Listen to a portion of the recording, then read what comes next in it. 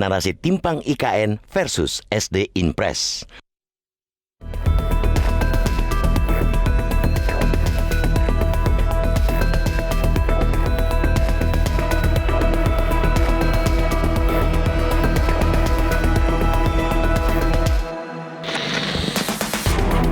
Sebagai sebuah wacana saja, penggunaan tenaga kerja asing sebagai tenaga pengawas proyek pembangunan Ibu Kota Negara atau IKN Nusantara yang secara ngotot diinisiasi Menteri Koordinator Bidang Investasi dan Maritim Luhut Binsar Panjaitan sebetulnya sudah tak elok. Sebab wacana ini memperlihatkan bahwa pemerintah seakan tidak percaya dengan kemampuan dan keahlian rakyatnya sendiri.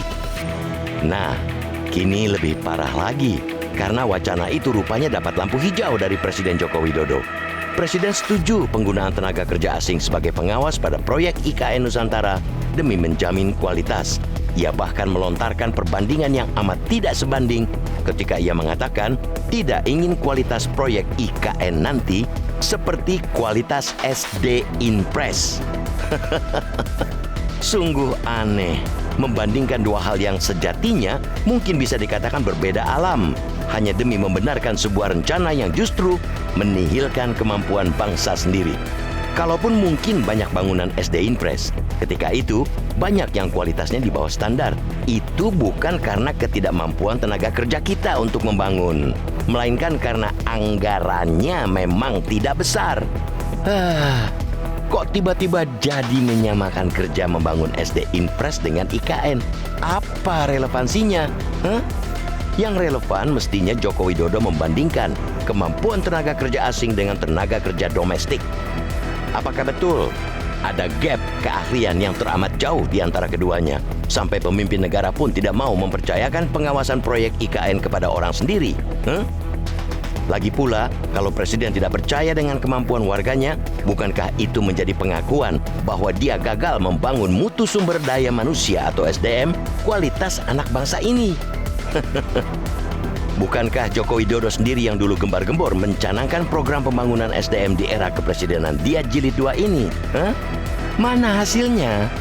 Kalau untuk tenaga pengawas proyek saja masih membutuhkan tenaga asing.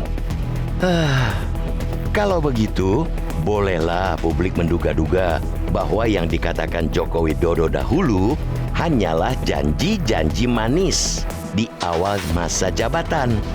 Selanjutnya, mungkin ia lupa atau pura-pura lupa sehingga tak menjadikan pembangunan SDM sebagai fokus kerjanya.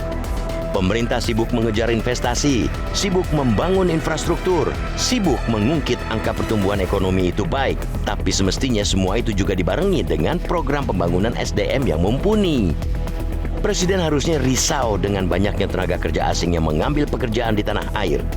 Namun, faktanya, ia bahkan tampak tidak terlalu terganggu dengan kehadiran tenaga-tenaga kerja asing di sejumlah proyek besutan pemerintah.